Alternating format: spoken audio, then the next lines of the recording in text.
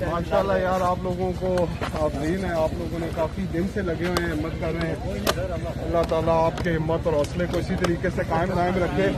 ہم سب خان صاحب کی کال کے اوپر نکلے ہیں، پورا اسلام آباد اس پر سڑکوں کے اوپر ہے، نہتے ہیں، اور سوائے ماسک کے، پانی کی بوتلوں کے ہمارے پاس کچھ نہیں ہے، جبکہ سامنے سے اس وقت جو فاشسٹ حکومت ہے وہ ربڑ بلٹس فائر کر رہی ہے، آنسو گیس کے شیل پھینک رہی ہے، اور بغیر کسی تقسیم کے، چھوٹے بڑے کے، جس طریقے سے وحشیانہ طور پہ فائرنگ کی جا رہی ہے، میں سمجھتا ہوں کہ اس سے پہلے ظلم و بربریت کی مثال قائم نہیں کی گئی تھی۔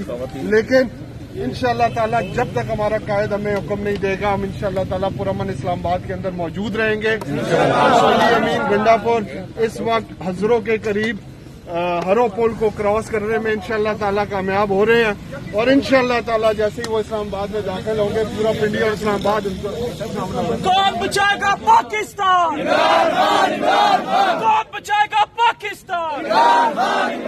شرم کرو، حیا کرو، شرم کرو، حیا کرو، شرم کرو، حیا کرو، نعرہ تکبیر، نعرہ رسالت، نعرہ حیدری۔